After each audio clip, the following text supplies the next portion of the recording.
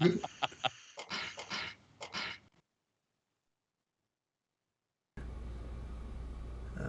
good.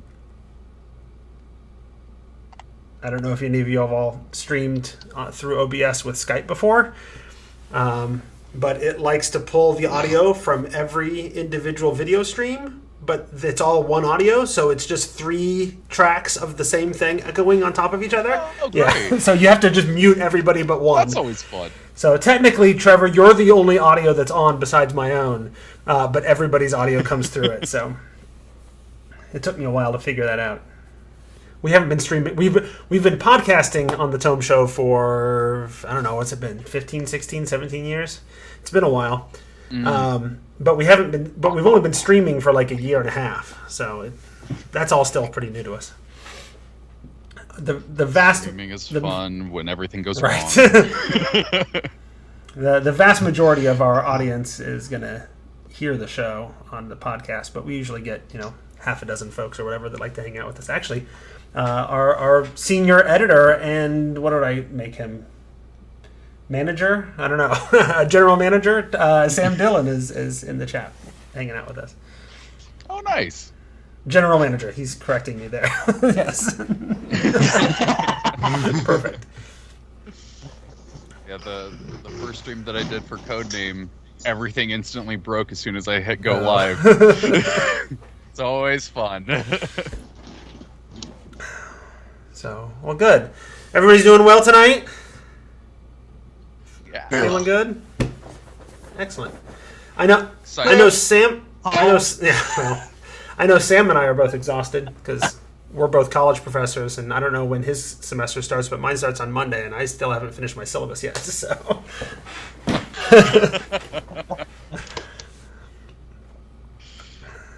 how are things in tomorrow there, Merrick? Give us a preview of Friday. Yesterday was better. Thursday's better than Friday? Don't come here, not so great. Okay.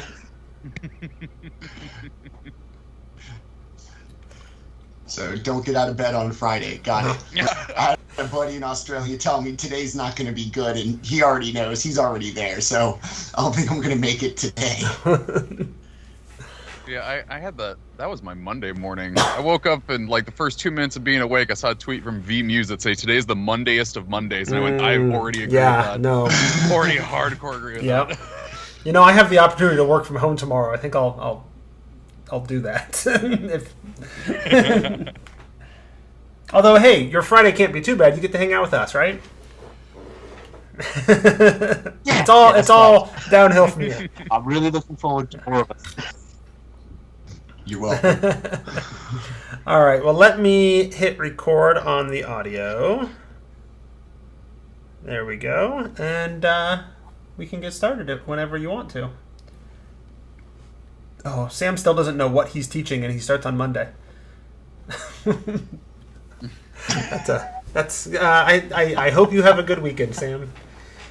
I'm certain you won't be spending the whole weekend prepping for the one class you weren't expecting to teach. All right, I'll do an intro. I'll introduce everybody. I tried to do a little bit of Google Foo and get some information about everybody to make sure I tried to give you credit. But at the end of the episode, there'll also be an opportunity for you to direct people to find you wherever you think they should find you on the internet. So that'll happen too. And then once I do that, I'll do a little introduction about what the episode is. We'll do we have a sponsor for this month, and so I'll mention them a little bit, and then we'll dig into it. Sounds like a whole bunch of stuff before we get going, but it really only takes a few minutes. So, all right, then I'll get started. This episode of the Tome Show is brought to you by Gaulder's Gazetteer. Now I can't talk. This episode of the Tome Show is brought to you by Gaulder's Gazetteer, a collection of advanced rules that raises money for cancer research. Find links in the show notes, and it's also brought to you by listeners like you. Thanks for being patrons at patreon.com/thetomeshow. Welcome to the Tome, a D&D news, reviews, and interviews show, and I'm your Tome host, Jeff Greiner. And in this episode number 354, where we are going to stop the cult of the dragon and Tiamat herself again. as we do a re-examination of Tyranny of Dragons. How could I possibly do a reasonable re-examination of Tyranny of Dragons, though? I've never run it, although I have been a player in it before. And that is because joining me in this episode are three folks who have run it. They are also all brand new guests on the show. I don't normally have this many new voices all at once. Let's hope they don't summon a goddess and overpower me. First up, we have from Growed Up Geek, a gaming stream currently playing Rime of the Frost Maiden, and DM'd by our guest. We have Manny. Manny, what is your experience with Tyranny of Dragons? So we jumped on 5th edition like right at the jump, back even before they had 3 core rule books. And after Lost Minds, it was the first adventure. It was dragon themed, and so for my group, it seemed like the most logical thing. I love dragons. It was it was the only thing out at the time, and we wanted to see, now we obviously it wasn't done by Wizards of the Coast, but we wanted to see kind of like how it was constructed and how it was presented before we kind of took off and did our own thing, as opposed to just kind of blindly making our way through the dark. So it was our first adventure, with all the pitfalls that come with the first adventure of a new edition. Okay. So you ran it pretty early on when it first came out. You streamed it then? Is that the beginning of the stream too, or? No, it was just a home group, a bunch of coworkers. Really, like I said, the kind of announcement for 5th edition. Everybody kind of said, "Hey, this is a good time for us to kind of jump in on this." We had a couple people who played 3rd, a couple people playing 4th, and everybody kind of decided to move to 5th. And so we jumped in, and when we did it, it was still the 2 books. It's not the Tyranny of Dragon collection that it is now. It was a 2-part storyline. So it was, like I said, it was very new for everybody, including the writers at the time. Absolutely. Okay. Well, also joining us, we have Trevor, a podcaster from such great shows as Difficulty Class, and producer of the Black Dice Society, as well as community manager for Idle Champions of the Forgotten Realms. So welcome to the show, Trevor. What is your Tyranny of Dragons experience, and did I mess up any of your credits? Okay. No, you didn't. You did great. Thank you very much. Appreciate it. My experience with it was very much like Manny. We played it at the very beginning of 5th edition, and it was that sort of like, okay, let's see what 5th edition's got going on, because I'd run a few 4th edition ones. They were different from what Tyranny of Dragons ended up being, and so I wanted to get a feel for that and have a fun game with my friends. But this one actually does mean a lot to me, because every 5th edition game I have run since it has all taken place in the same world as that campaign. So it's the big one. It's the first Avengers movie. Okay, there you go. Excellent. And then lastly, but of course not leastly, a longtime friend of the show, if my opinion matters.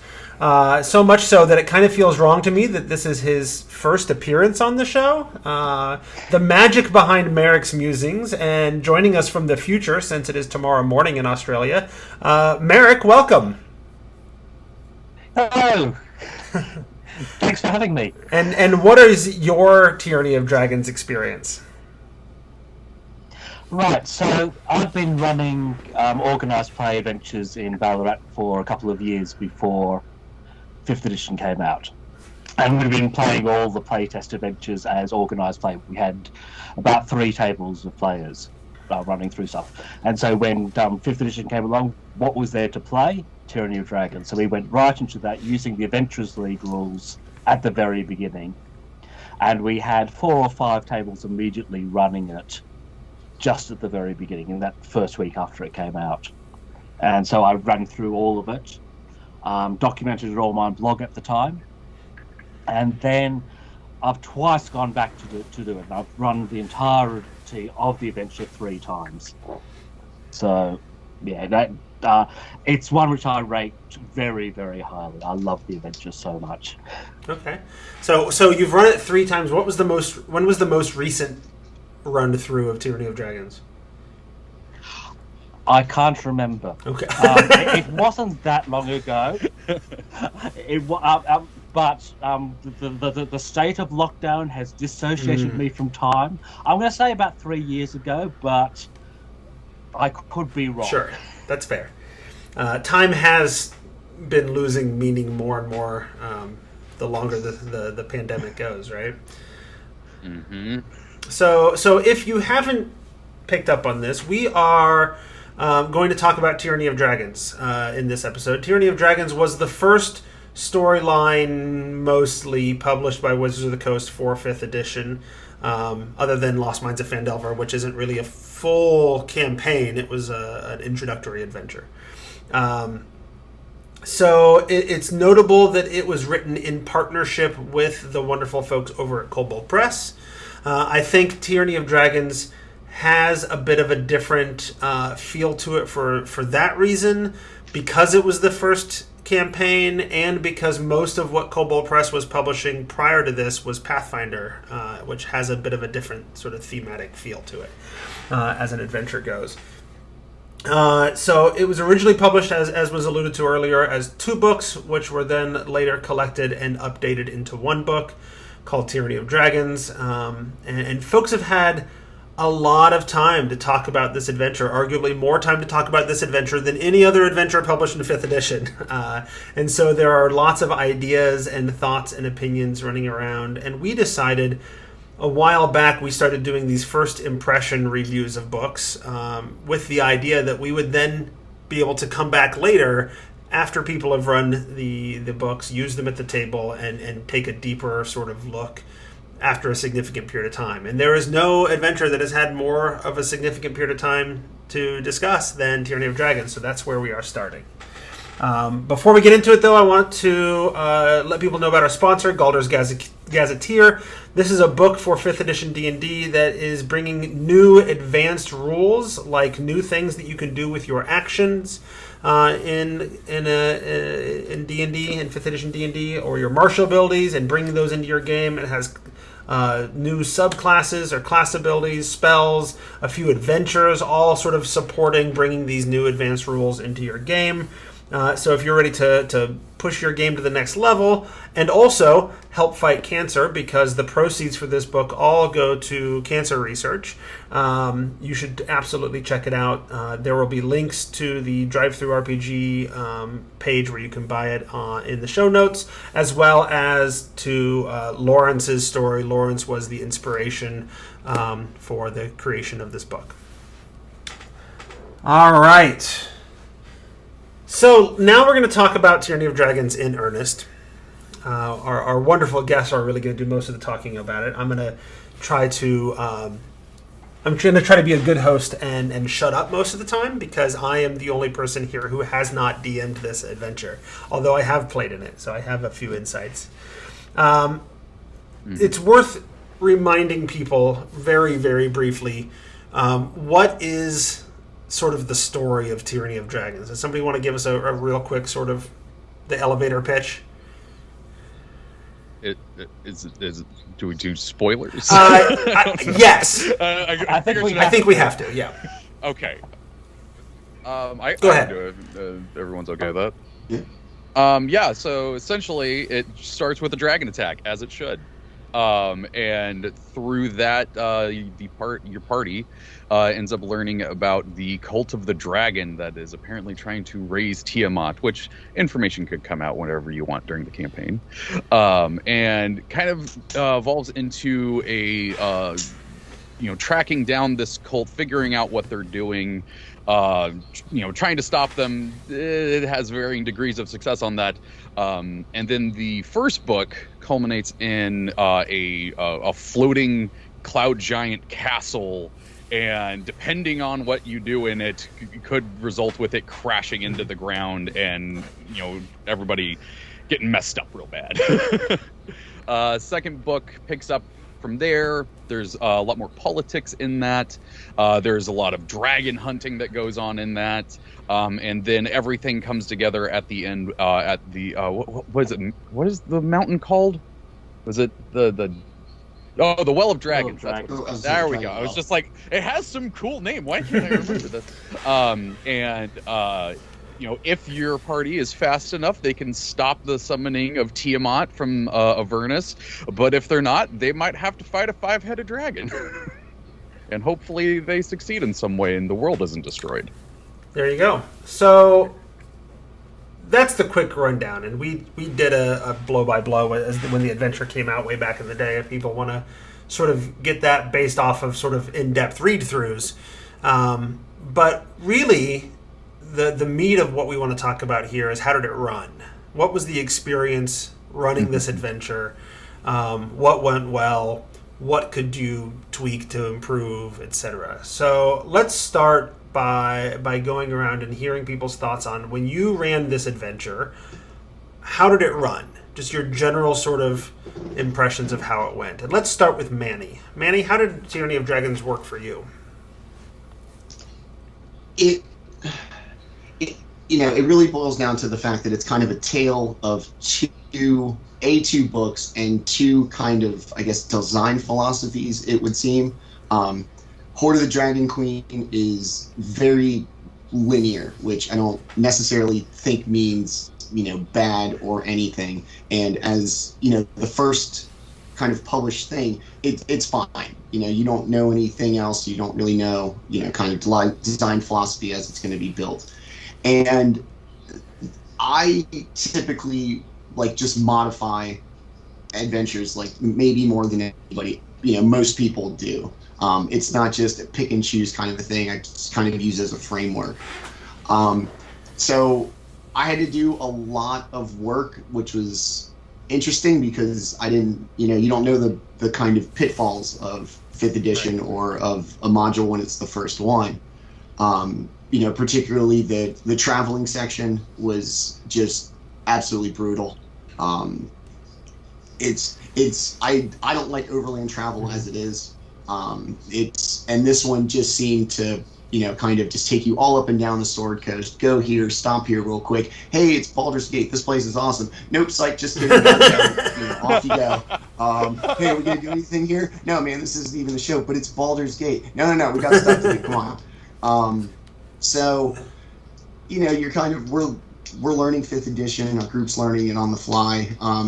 And, Trevor alluded to it, the kind of plot to release Tiamat, you can let that go at any point. And with the cult's kind of original purpose being to raise Dracoliches, I've for a fact held on to that forever. And with it being 2 books and my group not necessarily knowing that they were tied together, as far as they know, we were running Horde of the Dragon Queen, whatever that meant to them, for a lot longer. At no point were they like, okay, we're going to move into the transition of Tiamat or metagame to know that that's kind of the end thing. And I think that was beneficial, is that you set up this cult and you give them purpose, and then you're like, yeah, so here's the deal, but it's actually not. And it's this kind of conflicted idea. The players loved it. It was a lot of fun. And at first, the town encounter with the dragon, I think it's been rescaled to the in the kind of reissue a little bit. They took away a kobold here, or and so the first thing, it's this exceptionally deadly thing, and we're all going, well, hell, we've been playing 5th edition for weeks now. I'm like, man, this is really kind of crunchy and really putting you in peril and all this other stuff. And they survived and they really enjoyed it, but that kind of opening encounter really kind of set the tone for the perceived difficulty of 5th edition. And so my group, who were all experienced players, for the first time really seemed to not kind of chest out hero actions, like the dragon attack at the beginning. If we were playing older editions, they would know something to be like, let's get it. And instead they did their best to hide from it. And I liked it because it felt like it put my typically reckless friends and players in this position of really believing in the deadliness and the high stakes of it. And so that kind of set the tone for everything, is that they seemed a lot more measured throughout it. And then also in the like the role play sections at the beginning of Tyranny with the council. They're the kind of people that would just blow it off, like, oh, you don't like it, here's a middle finger, we're going to go do whatever. But given how deadly it seemed at the beginning, and the promise of help from these various factions and everything, they really tried their best. And as it's written, a lot of it is just basically like, hey, we are giving you every opportunity to not help you. They don't want to, and it led them to be alone, which also led to this kind of like just constant peril that for all the games and adventures I've run since, I've never felt like with my group, and I really like enjoyed that. The high stakes dragons, everybody knows they're impressive, and so that kept everybody kind of in check, which, like I said, I really enjoyed, and we're all kind of blindly, groping our way through it, trying to figure it out, and knowing what I know now, there's a lot more stuff I would change, but at the for the first thing for 5th edition, I really liked it despite the kind of pitfalls, and my group really liked it for some of the reasons that we sit here today and go, Tyranny, it's kind of linear in the middle, the travel sucks, opening encounter's real rough, the council's really, a bunch of kind of, politicians that don't want to help. That in the moment, I think, like, really worked, that I don't think you could duplicate again today this far into 5th edition's, like, lifespan. No, absolutely. So one of the things you mentioned was, and we're going to get to other folks in a second, but you mentioned that this was the hardest opening to an adventure you've seen in 5th edition. I'm curious, have you run Yes. Out of the Abyss? Because it's the other one that has a notoriously No. difficult opening. Yes, captured, I think, Right. without equipment, like that kind of start to that one. No, I've wanted to. I was just curious how it compared, but you haven't run them both, so. Yeah, because like I said, Dragon Heist just kind of starts. Icewind, Rime of the Frost Maiden, the beginning's kind of nebulous and Right. dicey. The plot hooks for the original PCs are kind of weird. This one is, so you're walking along, kind of minding your level 1 business, and boom, dragon attack, you're caught up in it, you're the heroes, do something about it, and then when you're there, by the way, you get caught up in this thing, and for all of the, and I love Cobalt Press, so I'm not gonna, say anything bad about them, it's just a lack of kind of knowledge, but out of the ones that I've run, it felt the most natural at the beginning. Like I said, you're just minding your level 1 business, and boom, all this stuff happens around you, and you get Right. caught up. Everything else is, here's the situation, make a way for your players to fit into it, and then they go. Okay. Merrick, the same question to you then. How did the adventure run for you over the course of your 3 times running it? Fantastically well. And differently each time. I mean, one of the things about it is that you can emphasize different areas depending on what your group are like. So the first time I ran it, so my players, during the road trip, managed to convince the Cult of the Dragon that they were on their side. And there's this encounter with some assassins, which was... one of those encounters which actually in the playtest was a lot more fair than what it was in the published adventure. The assassins became a slightly more potent foe. But the group managed to defeat the assassins despite being way outclassed, and then convinced the Cult of the Dragon the assassins were after them. So all of a sudden, you got this really interesting dynamic where they're playing with the Cult of the Dragon. But that was the first time too. Second time through, the road trip was I sped through it because the players weren't interested in that sort of play. And you get to the end of the first adventure when you're in the Cloud Giant castle, and each time the groups have gone about that different ways because there's so much variety in how you can deal with that. So we've got one group just because they could, really flattered. So there's this big battle at the end.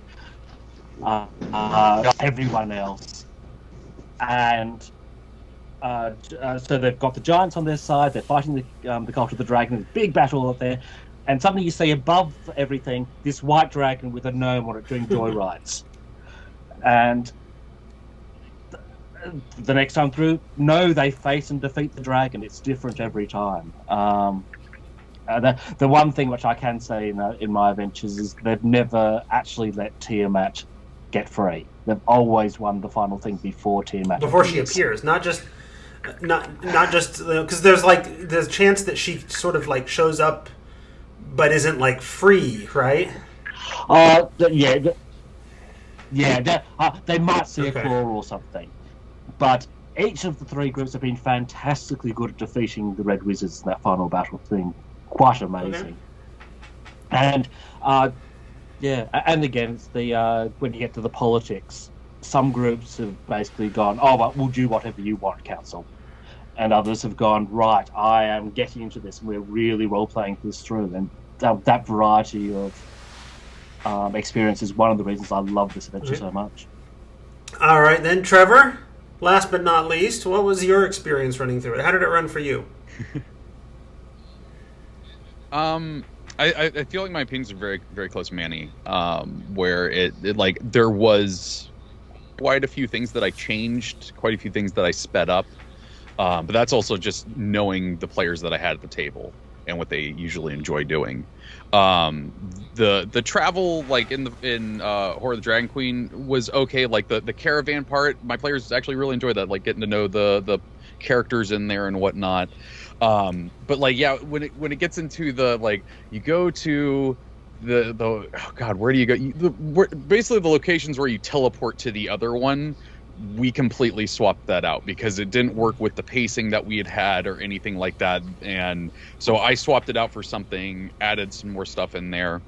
And overall, the campaign played a lot more heroic than I think most people's campaigns go. Like I made the joke about it was the first Avengers movie. That's exactly how they played it, though. Like they became a big deal in Faerun.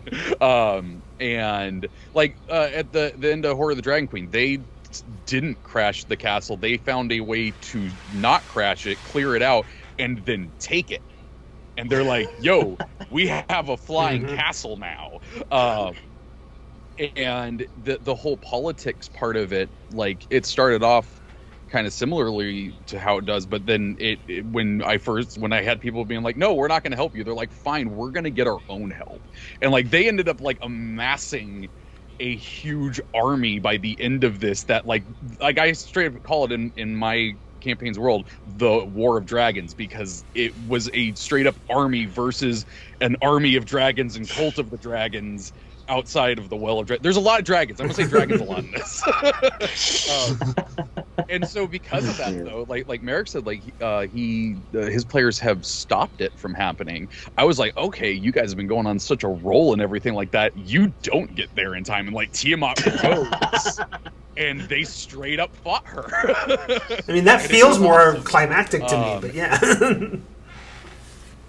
Oh well, like don't get me wrong. Like I definitely think that they're like getting there, like especially the way that the Will of Dragons and stuff. I definitely changed it. Made like they got there and just went straight to it. There is a dungeon crawl you can do there. That getting to the end, fighting the red wizards and purple wizard, or were they red? I don't remember. Red wizards. Oh yeah, that's right. The whole thing in Thay. I forgot about that part. Yeah. I actually found out that I gave one of my players nightmares because of that part. But no, there's like you're fighting your red wizards and everything. You're stopping Tiamat. That is a huge climactic thing. And also maybe I wanted to do that encounter because I may have dropped $70 on that miniature that I wanted to put on the table. And now I may have pre-ordered a $400 version that just means I have to run this again. But no, like overall, I totally echo the love of Cobalt Press. They're my favorite third-party publisher for 5th edition that isn't WotC and stuff like that. And there's a lot of really good stuff in there. But the thing that I always tell DMs, especially new DMs, is like there's some parts in it that kind of break pacing a little bit, and don't be afraid to change that. Don't be afraid to add your own stuff in there and whatnot, because it might not work for your table. It's up to what you and your players want to do. But overall, I really love this one. I got the collector's one just because I have all. I love it. And so several of you talked about the road trip, and the politics, which are both sort of different than D&D on standard mode, I guess. Right? D&D does combat with monsters and dungeon crawls and interactions with NPCs and whatever, and so one might think that in a scenario where you're going to do a whole there's going to be a whole thing on politics, and there's going to be a long sort of road trip with various things along the way, that the book might provide extra support to help that go smoothly.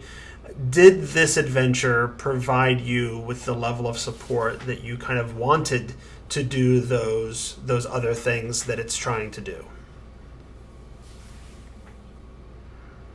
No. No. The simple answer is no. Yeah. This is one of those areas where it depends a lot on individual DM styles and strengths. I think it gives more support towards the politics than I've seen in about many adventures, because most of them don't have it at all. But it does actually give you quite a bit of things which you can work with. The time when we really went into it, I was surprised at how much good stuff there was there, which I could then work with. And one thing it does is it does put this time during the adventure. I was going to work out, what did you do? And this is what all the factions think of this. And so you get to the end and you total it up and you find out, the Zentara really don't like you, so they're not helping you. The Harpers do like you, and they are. All the other way around, depending on what the choices you make. And I think that's a good guide. You don't always want to use it just straight out, but at least it gives you something to then work with. Yeah, in some ways, and I'm going back to it again, I mentioned earlier, in some ways Tyranny of Dragons, at least in structure and format, reminds me of Out of the Abyss a little bit, because Out of the Abyss kind of does the same thing. There's the first half of the adventure, and then there's this politics scene in the middle where you try to garner up support, and then it's the lead up to the big fight at the end. So in many ways, the two follow the same outline. And having not run Tyranny, but I have run Out of the Abyss, I find the level of support of giving me information, just enough, just a little bit of a blurb for different NPCs or people you might interact with is useful. Maybe a little bit of what you can do to get on their good side or bad side, that kind of stuff. That's, at least for me, decent support. Now, I've been DMing D&D for 30 years now, so my needs may not be typical. Is that similar to what you saw in Tyranny of Dragons, that kind of support, or more or less? I think it relied on individual factions. I think it relied a little bit much on DMs knowing about those factions and kind of their inherent kind of structure and their motivations. And one of the big things was a couple of the factions don't like that you destroyed eggs at the hatchery. And to me, if you're the Lords of Waterdeep and you're a governing body and you're concerned about a cult of dragons, this idea of, hey man, we took care of it, we smashed those eggs so you don't have to worry about them in the future, and some of them are like, well, we could have sold them, then you're not really solving your dragon problem, because we're going to give it to this rich guy who's going to take care of it, and and so the motivations as presented seemed a little weird, so I kind of just fell back on what I would know about the factions and more played it that way, as opposed to just kind of what the book gives you in their their little tally thing where you add up this, and this, and they'll help you, or no, they won't. I 100% agree with the knowledge about everything. This was my first Forgotten Realms setting. I had not done anything with the Forgotten Realms before that. And so they're like, and then you come to Waterdeep. I go, that's nice. Now I'm just like, oh, that's so cool. It definitely does rely on you to know not just the locations, but who these factions are and like why they would have these motivations. Because they give you a little blurb. It's okay. Not a lot. But the sheet, though, I do agree that it was a really cool idea. However, for me, it gave me bad flashbacks to Mass Effect 3, and I felt like I was just doing that to my players. One time I literally joked, I'm like, you guys didn't do enough PvP. Sorry, you couldn't actually get these people's help. But the thing is, though, is that with it is a nice setup to do something. Like it once again, like, pick and choose what you're going to use and whatnot. Because like Manny would say, like, yeah, they're like Mass Lords of Waterdeep be like, I can't believe you destroyed those dragon ages. Like, well, we'll just not do that one. That one's fine. So we're not gonna worry about that one. Like, you can definitely use it to make sense for what you're doing in your world. And I like that they did the tracker. I like that was there because, like Merrick said, like that's not in other things. Like there's plenty of games that I've played that there's politics involved, and they're like, make it up, just try something. And so the fact that there was structure here was nice. But you're talking about this with the travel stuff. Then there's the travel side that had none of that at all, and I think there was random encounter tables that you could do. Yeah. And it's a few set, a few random. Yeah.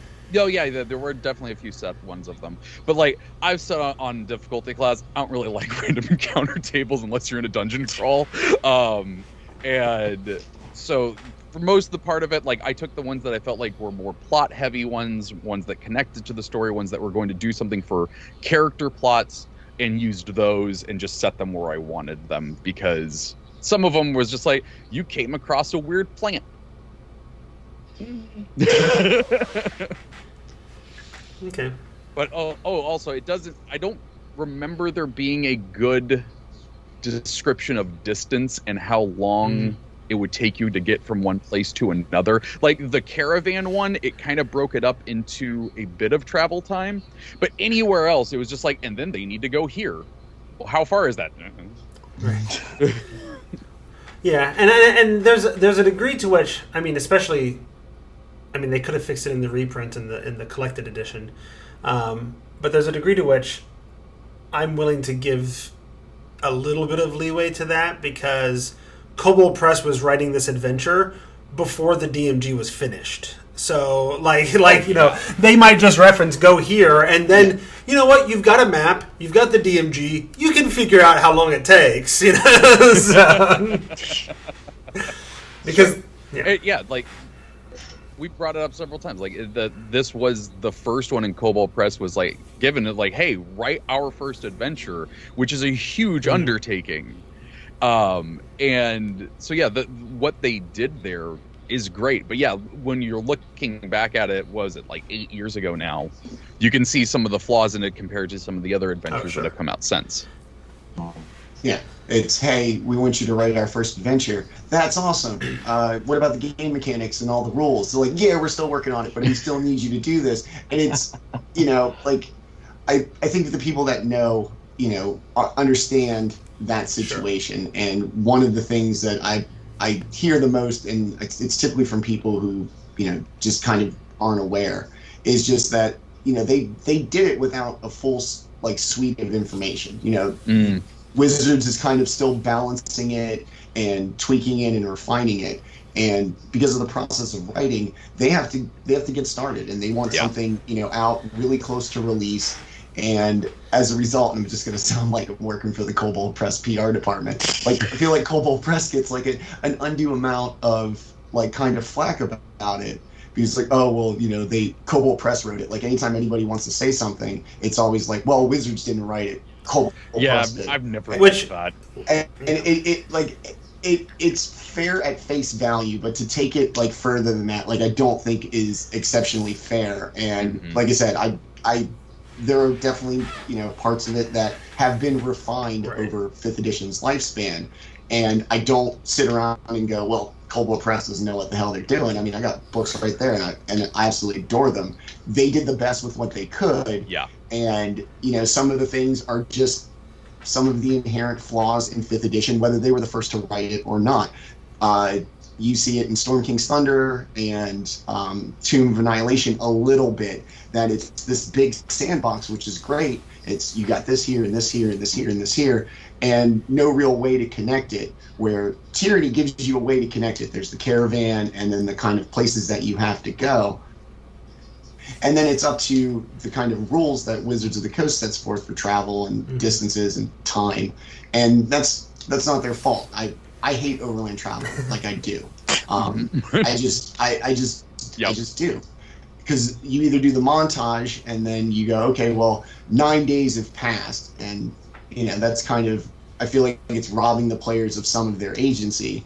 But also at the same time, I don't want to do a whole session of 3 days of travel and then next week do 3 more days of travel. I watched a review video on YouTube, and I told me it was like 6 sessions for the caravan.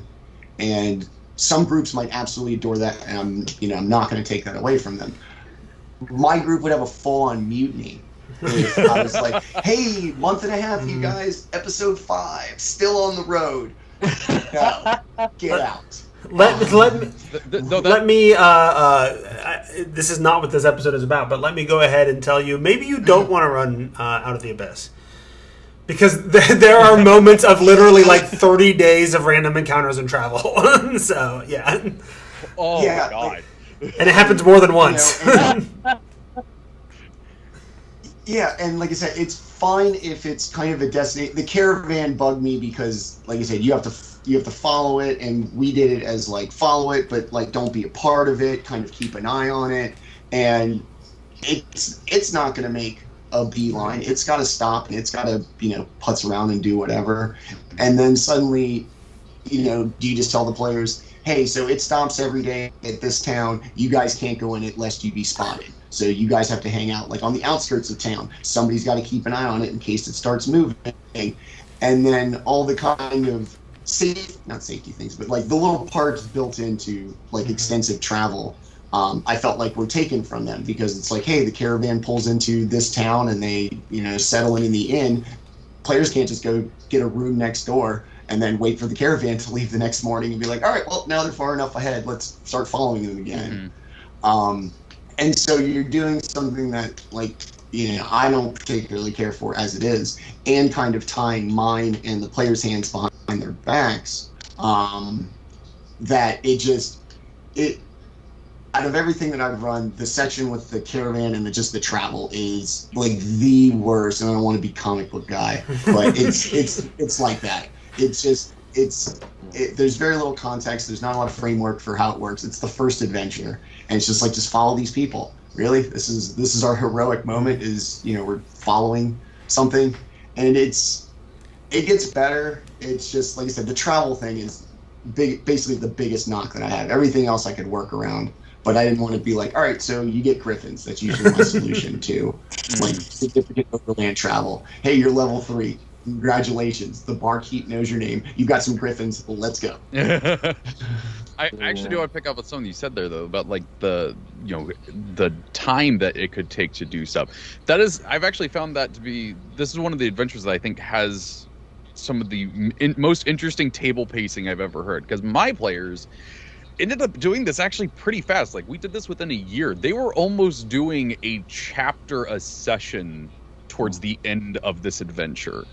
But I talked to someone last year who is still running it, and they started at the beginning. Like, they started when the book came out, and it's still going. I don't know how. I don't know what they've been doing, but you can do it, apparently. So yeah. They're just about to get to Baldur's Gate. Things are not. I can say, because I was blogging about it, it was 24 sessions hang on, was it 18 or 24? One of the two. Of about 2 to 3 hours for the first book, and 12 for the second book. Okay. It ran by very quickly for me. I pay a lot of attention to pacing when I'm DMing. So the sections which my players are not engaged with, I will move through those quickly. The sections they enjoy, those will be stretched out a bit more. Yeah. Which is, road trip is very much that. I do road trips a bit in my regular homebrew campaigns. And there's quite a range of ways which they can be done. So that section is either has been fantastic for us, and sometimes I've just almost skipped over it. So it really, really depends with that one. Mm-hmm. I have a sneaking suspicion that of all of the D&D adventures they've published, this one depends most on the DM for skill and ability to adapt. Because it's a very good framework. I think the actual basic story underlying it is absolutely fantastic. Yeah. Agreed. It's incredible in range of experience. Every chapter in Tyranny of Dragons you approach in a different way. It's not dungeon crawl, dungeon crawl, dungeon crawl. It's no, this is a dungeon crawl. No, this is an investigation. This is you sneaking in and dealing with something unobserved. There's huge amount of variety there. And so I don't want to say you have to be a skilled DM to run it, because this isn't true. I have known brand new DMs who have gone into this and had the time of their lives. But I don't think that every DM will run this well. Mm-hmm. Yeah, and Sam mentioned in the chat, and I was going to say something similar, is that my impression, having not run either of them, so pinch of salt there, but it feels to me like Rime of the Frost Maiden is a harder adventure to DM well. But again, that's my incredibly uninformed opinion. Rime I haven't run yet. Okay. Sadly. Stupid lockdown.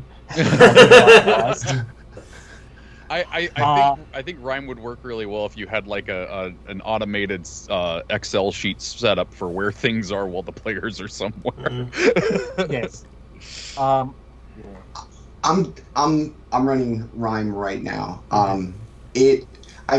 In the last couple, and these are the ones that I feel like follow this kind of new Wizards kind of design philosophy, are Tomb of Annihilation, Dragon Heist to an extent, Strahd, Storm King's Thunder, and Rime of the Frost Maiden, where they define your sandbox to, Tomb of Annihilation's Chult, Storm King's Thunder is all the Sword Coast, so that one's a little unwieldy. Dragon Heist is just Waterdeep, which is nice. And then Icewind Dale, or Rime of the Frost Maiden, is just Icewind Dale. So it is a very set geographic location with very hard boundaries, Spine of the World Mountains, so even moving ice. And it lets you loose in there, which I think is really good. And the area that you occupy and the whole adventure takes place in is relatively small. And the same thing I think can be said about Tyranny, is that it's the coast of the Sword Coast for the most part. Mm-hmm. You don't really kind of go to the eastern edge of 5th edition's Forgotten Realms, mm-hmm. Which is all of Storm King's Thunder. And so this one, I liked it. For Rime of the Frost Maiden, the beginning of it is dicey. It's the curse has been going on for 2 years. Why are these level 1 PCs going to suddenly say after 2 years, you know what, I can't take this anymore, I'm going to travel up there and do something about it? Or if you're native to Icewind Dale, same question. So this thing's been going on for 2 years, you're a level 1 adventurer, and one day you're sitting around 10 towns and you're like, you know what, I can't take this anymore, let's go find 4 buddies and let's go do this. Where, like I said, with Tyranny, we played it as you literally just get caught up. You're minding your level 1 adventure business. These things happen, and then it takes off from there. which feels, for all the things I've run, way more organic than the other ones, where everybody has to kind of accept a principle. So Icewind Dale, look, you're gonna accept the job from the Arcane Brotherhood to go up there to do this or anything else. This is the one, and I appreciate this, and one of the reasons why I'll always kind of defend Tyranny is that it does have kind of the most organic kind of thing for your players, and just lets them kind of go, hey, this town's in trouble. Our natural inclination is to do something about this. It's not rid the world of this 2-year curse that's affecting this big geographic area. There's a town in peril. Let's go do something. And then boom, boom, boom, dominoes fall. Next thing you know, there's a call, all these things. And I like that. And I think that that's one of the best things about it. It's very classically fantasy. Like it's got that adventurous start and like the call to action. Like it's got all of that good stuff in there. Yeah, I definitely think that Tyranny of Dragons might have like the best start to a campaign from all the pre-written ones. Because the adventure kind of comes to you. It comes, Yeah. Yeah. And none of the others. I mean, other than arguably Curse of Strahd, because you're literally taken to the adventure and you have no choice but to do it, or else be stuck in Barovia forever. If the others sort of feel like you have to be hooked into it, right? I was posting about this recently on Twitter, that there are basically two types of starts to adventures, and one is you are given the quest at the start, and the other is you start the adventure as general adventurers doing your thing, and you explore the environment a bit before the quest comes and takes you in. So Rime of the Frostmason is that second type. I think it works really, really badly when you start off with the quest of you're going up to Icewind Dale to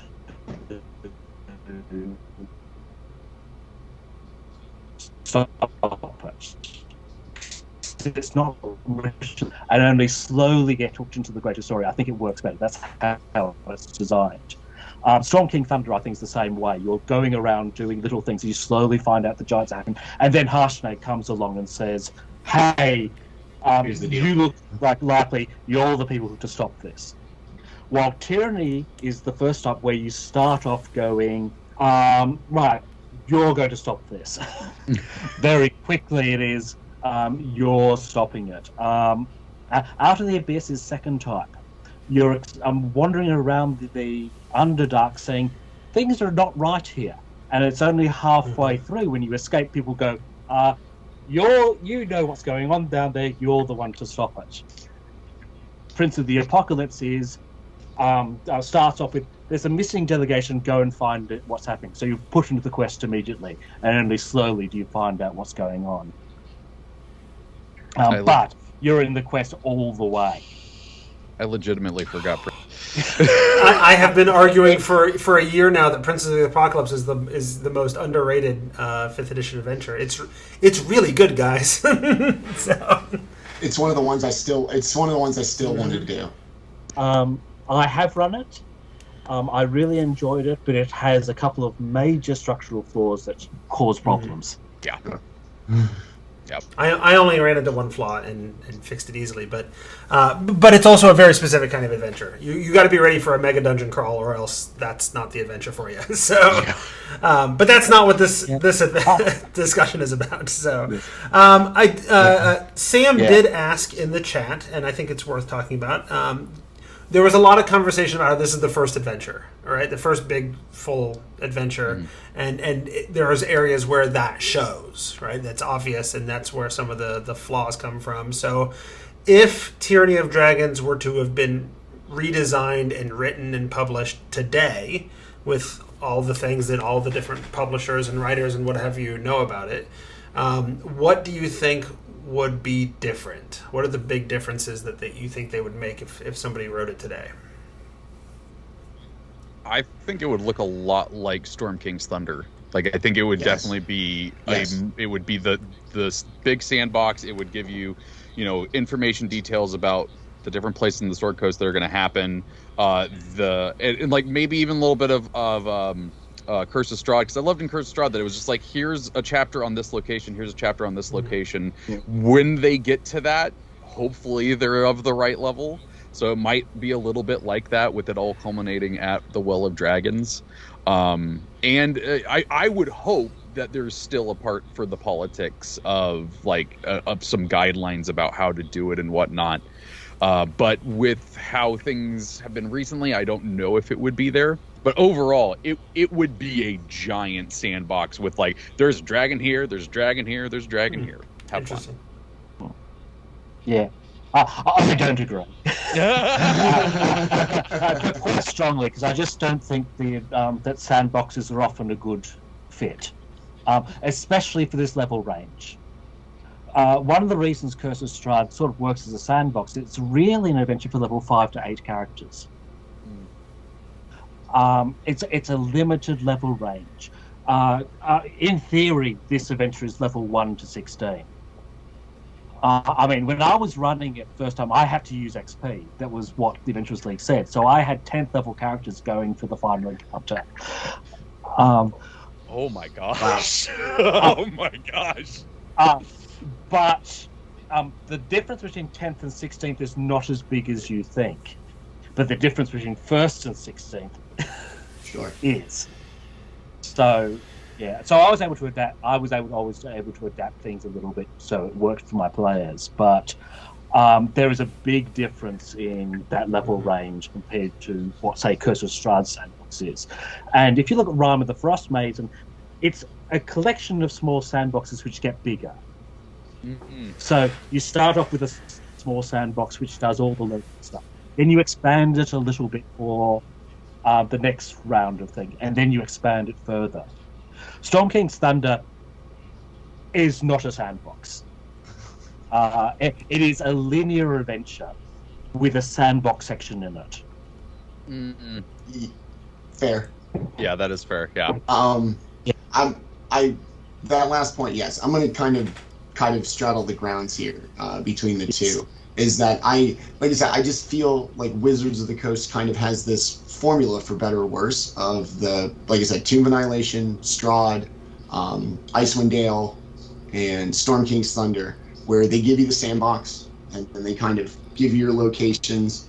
And Storm King's Thunder gets weird because the kind of encounters are like location based, where it's not very kind of like nimble. It's not just kind of, okay, well, let them set forth in their sandbox, and around this level, this encounter will happen where they are. And so in Storm King's Thunder, if you're not really paying attention, you could wander away from the adventure forever. Mm-hmm. Because unless you go to these specific places, you're not going to get the action. You're just a bunch of adventurers roaming the Sword Coast, occasionally, doing Witcher 3 quests where you find a lady's frying pan and you're the hero of some small town outside of Luskin.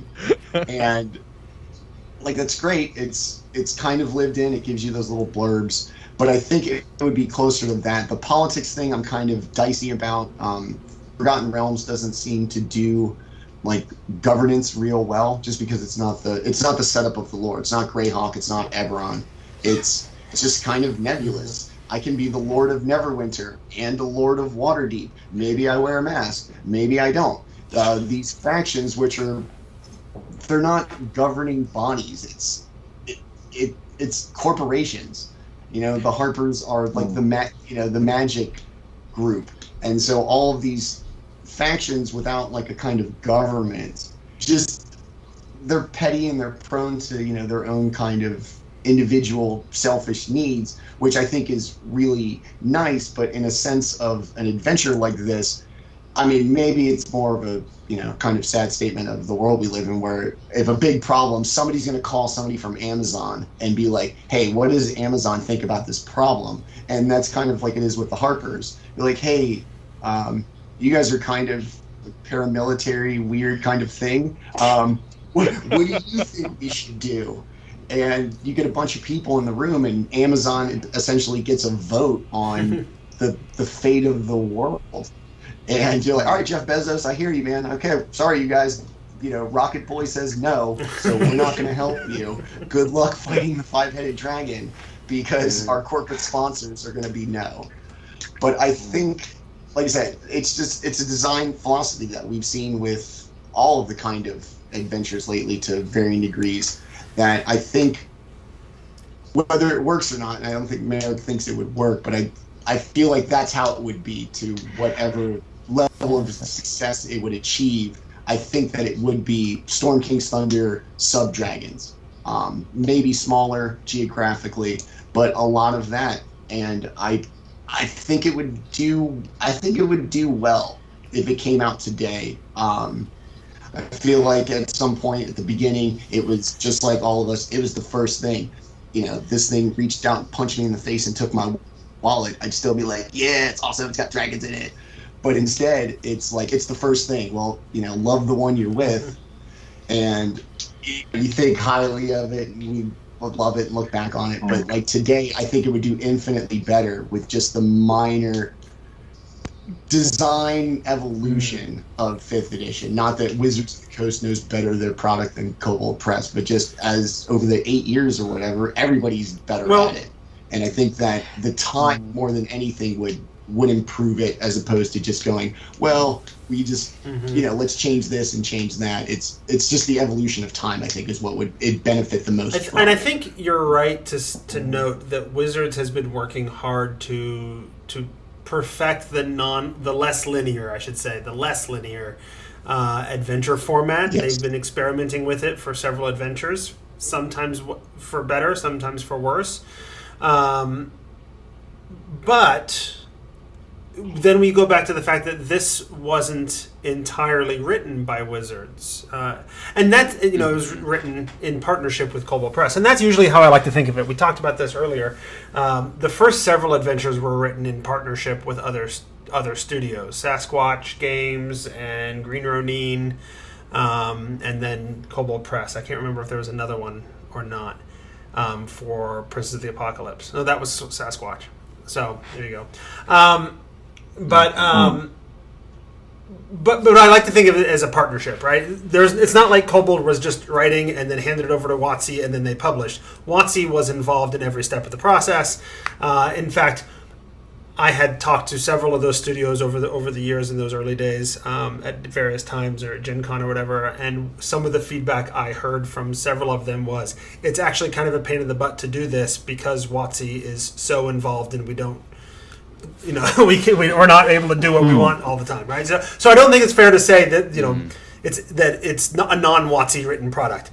WotC was absolutely involved in every part of every one of these adventures, but at the same time, it was a Kobold written product as well. And when I look at the adventures that Kobold Press is publishing to this day, they're not following the format of WotC's experimentation with less linear adventures, right? They've run a pretty steady course of the kind of adventures they do and the kind of adventures that work really well for them. And that is not to say that they're all, following the same format as this one, right? They've all got their own thing. Kobold has been doing adventure writing for a long time, and they know how to do a variety of different adventures.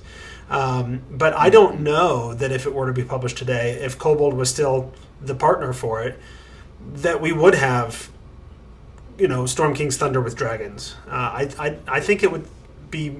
I would imagine a lot of it would be very similar. The balancing would be very different in a lot of places. The kinds of encounters you would run into are different in a lot of places. I imagine the travel section might go through some tweaks. We've had a couple of adventures where that was a thing, and maybe they'd think of something more creative to handle that. But I don't know. Again, I haven't run it, but to answer Sam's question from my assessment, I don't know that it would be that dramatically different. I think it would be evolved, but I don't know that it would be dramatically different than what it was when it was published. I agree with you on that.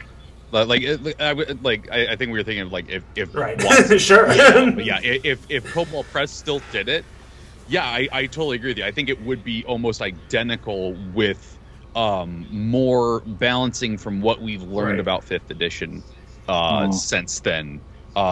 with some more tweaking to travel and stuff like that. I think it would just be a cooler, better version of what it is right now. Yeah. I do feel that the sandbox thing is slightly overstated in recent Wizards products. They don't do it always. Descent into Avernus looks like a sandbox adventure. It is a linear adventure. Very true. In fact, most of the problems I have with it is that it bills itself as a sandbox adventure, and it just isn't. Yeah. And Rime is, I think, one of the most sandboxy things they've put out for a while still having quite a lot of linear stuff in it.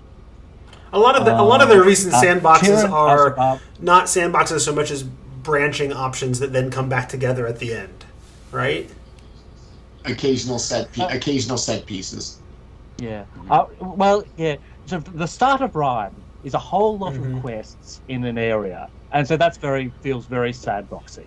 And then after that, you slowly get into the more linear quests where you have to do this or everything gets destroyed. Dragon Heist is got one chapter which you can describe as sandboxing. It's generally I've said that's the worst chapter of it because it gives so little advice. It's such a small chapter. Oh, but it takes a lot of time. It takes so long. It took so long. The first 2 times I ran Dragon Heist, I've run Dragon Heist 3 times. The first 2 times I basically just skipped that chapter because it doesn't actually go with the story at all. The last time, it became most of the adventure. I was doing all these faction stuff, and it's great material in there, but it doesn't always fit with what's going on. So, Dragon Heist is very linear, except for that chapter. And so, I think they're trying dumb things with non-linear storytelling. One of the things I say about Wizards is I think that every single adventure they're trying new stuff, and it's fantastic. Yeah. You can't say that they have a style that they always use because they mix things up. There are things which are similar, but they keep mixing things up more and more as they go along. That's fair. Not always. I've appreciated their I've appreciated their willingness to experiment, and they keep experimenting and keep iterating on those experiments. And some of them they build on, and some of the experiments they don't build on. And I'm waiting for some real awesome payoff someday, for all those experiments. Like, okay, we did this and this worked and this didn't. We did this and this. Someday it's gonna hit the sweet spot and it's gonna be brilliant. But I don't feel yet that we've quite hit that sweet spot yet. There've been a couple of adventures been quite good, but just recently I haven't got to this the thing of Curse of Strahd, Tyranny of Dragons, that level of excitement that I felt about something. That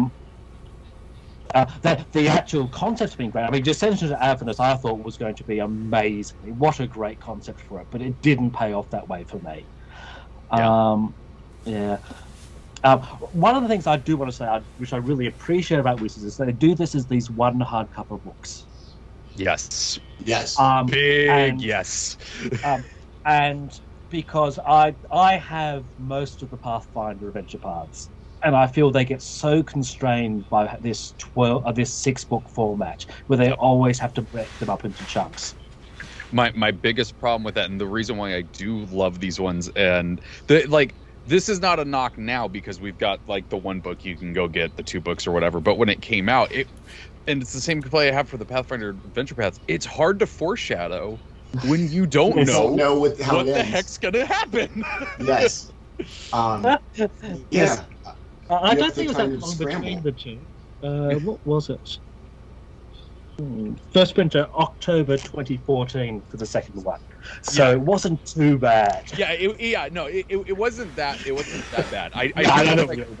Yeah, but for most of the adventure paths and whatnot, it's unless you have all of them from the get-go. If you're running them as they come out, you're kind of at a loss for what to foreshadow and what to work with.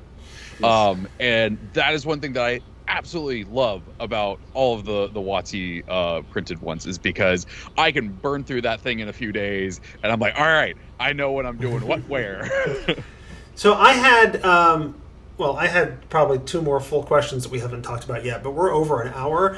But I did have one particular thing that when I did my original sort of deep read through and review of it was a concern for me. And I remember talking about this at some length with Mike Shea, because I don't know that I even noticed it until he was running it and mentioned it.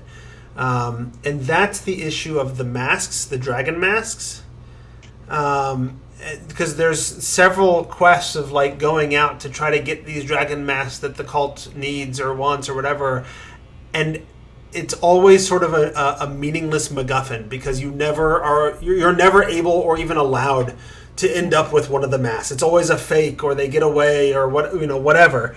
And that feels, I don't know, disheartening to me. Like, then what let's send you off to this really important artifact that it is impossible for you to get. Then why did we do it? It ends up feeling more like filler. Yes. So I'm curious what your experiences were with that, and what maybe you did to tweak it, to change it. I completely changed it.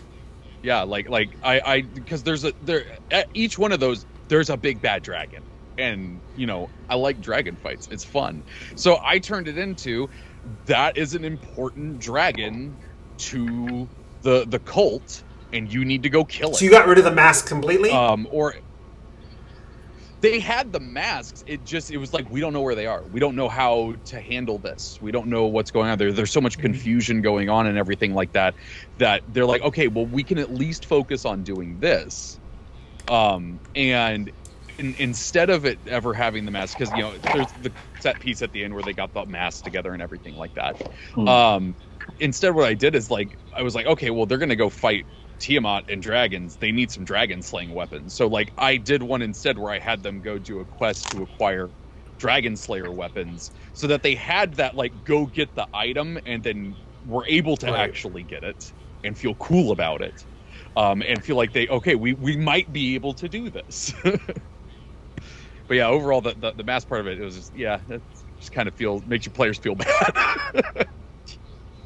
I gave them the option, and I made them, you give the mask the obviously kind of gravity that they need, and them being so important, most likely the cult is going to be very keen on protecting them.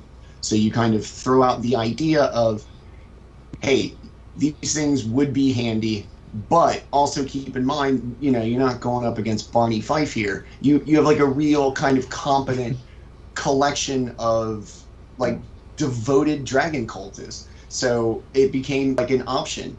Do you want to go try and steal these or take them, knowing what that could mean? And I played the cult as this really efficient and really kind of organized entity where I could want to tank all I want, and no amount of planning is going to let me steal one from the U.S. Army, because the U.S. Army is going to keep an eye on those things.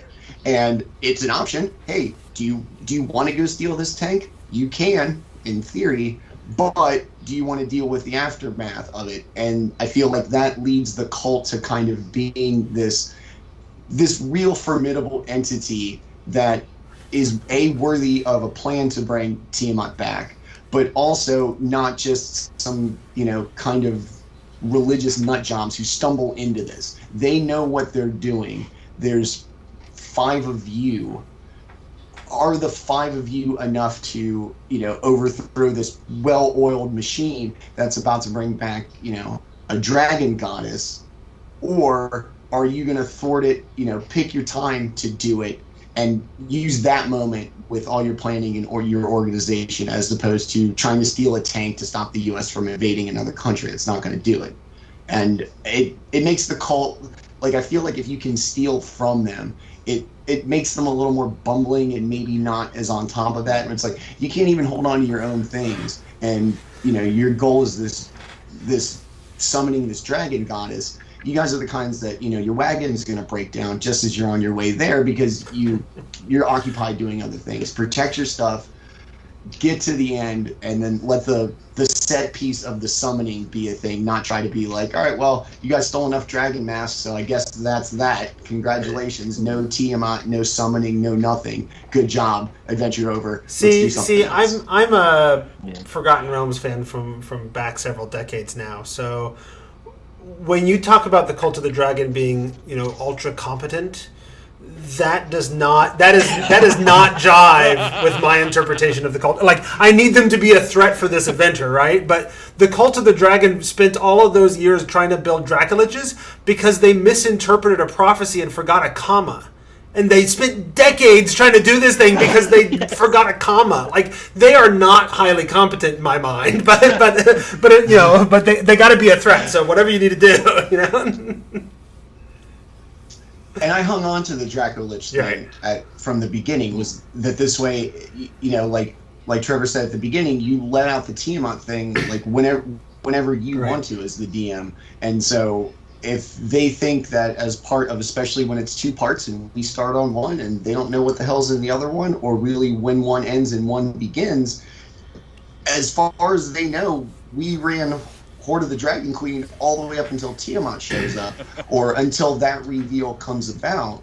And that's the one thing I will say about this, is that this is one of the things where you can just absolutely lead your players along to believe what they want. And so I emphasize the cult was very efficient into Dracoliches, and most of their minions weren't cultists. They were a hired mercenary army to be that much more formidable. They're, potentially religious fanatics or really into dragons. This kind of everyday paramilitary activity might not be their thing.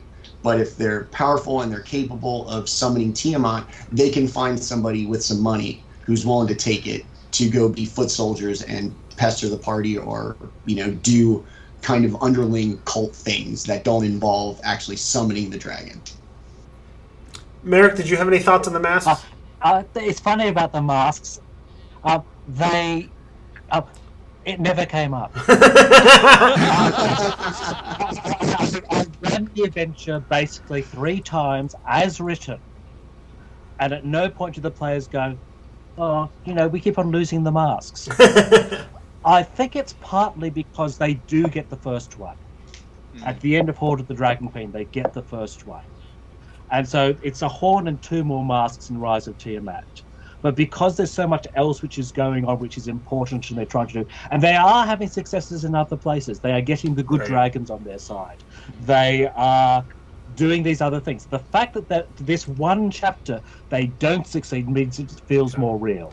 See, I was really I like the idea that they at least have a chance at it. I like again, when I talked to Mike about it back in the day, when he was running it, he had an idea of give them a chance to actually, forget with the fake mask, make it the real mask, whatever, and they have a chance of getting it. And if the more masks they collect, the weaker the summoning of Tiamat is. And so if you have to fight her, she's not as strong. She's, take away this many hit points or these spell-like abilities or whatever for every mask they collect.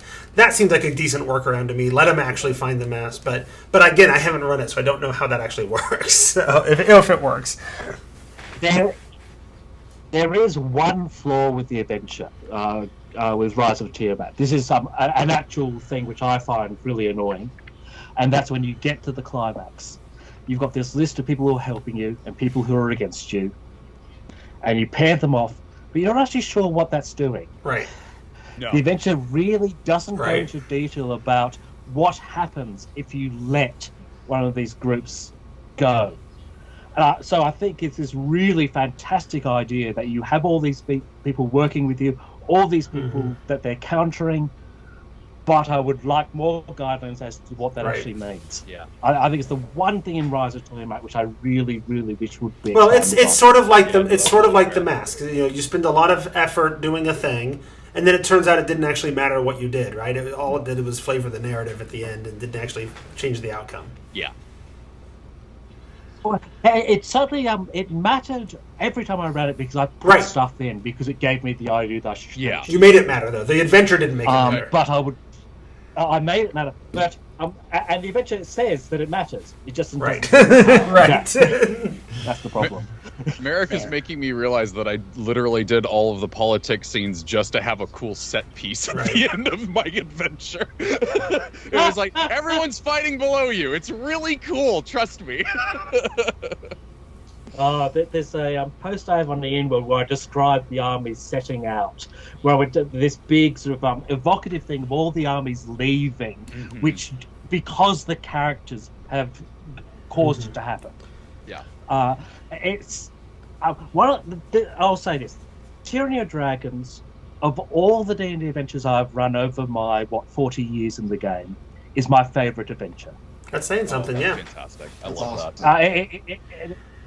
that. There are other adventures I really like, but this is the one which I have the most fun with. And yeah, it's just one of the reasons the scale of it makes the players feel like their characters are important in the world. Yeah. One of the problems that I have with Princes of the Apocalypse is you go into a dungeon and you save the world and no one knows about it.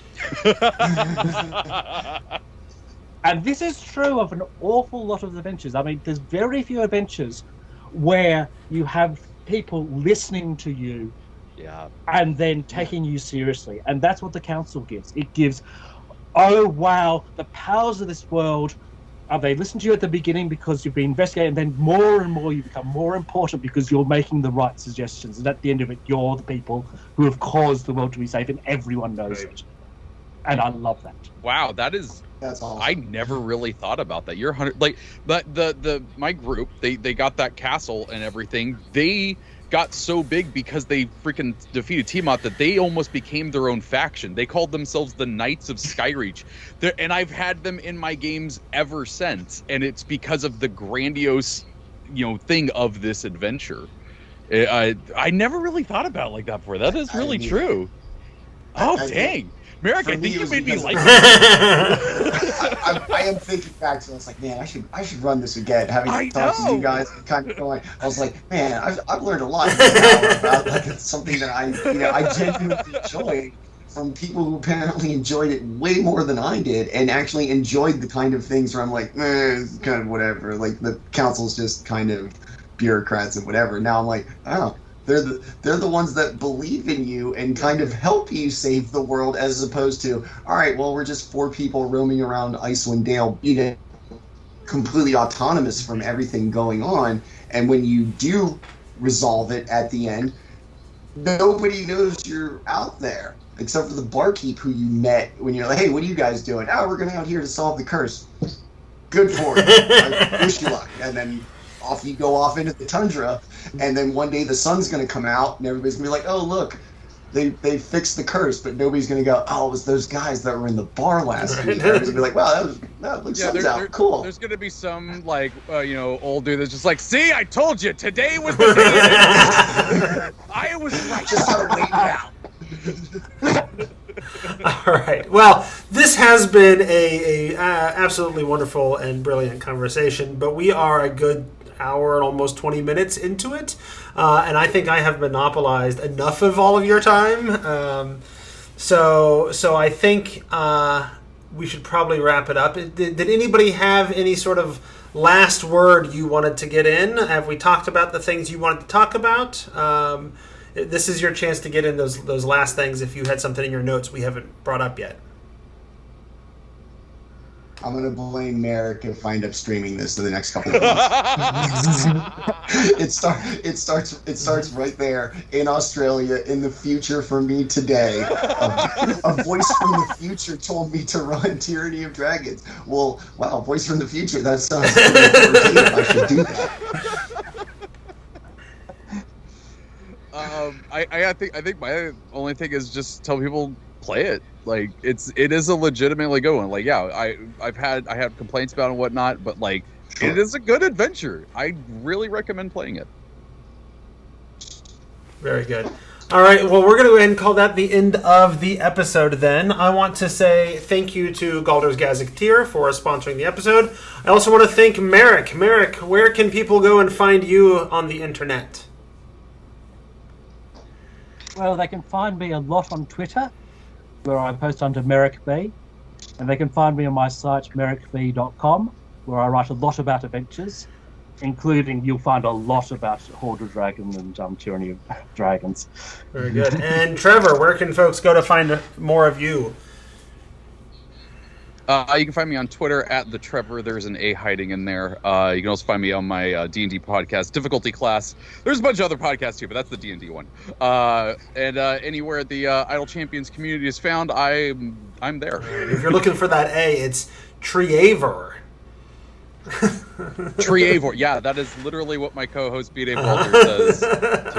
It is Triavor. There may be a parrot in Idle Champions. Oh, yeah. Your elven lineage is showing. Right. Excellent. Manny, what about you? Where can people find you if they want to get more Manny goodness? You can find me on Twitter and basically all your social medias at Growed Up Geek. I'm from the South, so that's an expression here. GROWED UP Geek. And then I stream twice a week. 7 o'clock Eastern Time, Tuesday and Wednesday nights. Tuesday, our Rime of the Frost Maiden Persistent campaign, and then Wednesday we do a show of just one-shots or limited narratives so that we can get as many people in our Discord community to play and meet new people and just kind of do a little more experimental adventures than the kind of standard heroic fare. It's a lot of fun, and I really enjoy it, and I hope people come out and check us out. All right, and if people want to support the show, they can become patrons by going to patreon.com/thetomeshow. If you want to reach out to us, thetomeshow@gmail.com is the email address. My Twitter is @Squatch, SQUACH. The show's Twitter is @thetomeshow. And that is episode 354, where we stopped the Queen of Dragons again and again and again and again. In this episode of The Tome. Yay! Thank you all. This was fun. It was fun. Thanks for This was a having good me. time. Yeah, absolutely. This was a good time. It's always Merrick, I genuinely think you made me like this adventure more now. nice. Now, I already really loved it. I find that happens to me a lot. Like I read Rime of the Frost Maiden and had really zero interest in running it. But then through one of our shows, Behind the DM Screen, I'm talking to Mike Shea and Sam, and they're both talking about running Rime, and it's like, you know what? Maybe I do. Maybe I'll run it. And now they're further into it, and they're running into all the warts, and I'm like, yeah, never mind. I think I'm good. but still. Rime's weird. I still haven't read all of it, partly because it's a 320-page tome. I mean, It's really. Yeah. No, the other we did a whole series once, going through just a deep dive on every class in the player's handbook. For a full hour, just talk about each class. And at the end of every single one of those discussions, I'm like, oh, I want to play that next. You know, every single class is like, oh, that's my next class. Oh, Paladin? I didn't think I liked Paladins, but no, I want to play Paladin now, right? So no, that's what happens. I think a lot of times when I'm podcasting is I come into something critical and I come out of it like, you know what, maybe I should give this a shot. You know, so. But yeah, no, this was fun. I appreciate you all coming on. It's always a little bit unsure when you have new people on, and especially when all of the people are new to you. But it worked out brilliantly. So. Oh yeah, I love talking to all y'all. That was a fantastic So episode. I will be sure to hopefully in the future. I always tell people, you know, hopefully in the future I'll reach out to you. It might be a few months because I got a lot of things going on and people to talk to, but hopefully at some point in the future I'll be able to reach out to everybody and have you on again sometime. You know, or you know, you all got stuff going on. If you want to hang out, and I'm happy to pop on other things too. So let me know. All right. Awesome. All right. So you all have a good night. It is almost bedtime for me, so I'm gonna get going. So thanks again. Actually, let me stop the stream. Say goodbye to the stream. Bye, stream. Bye, stream.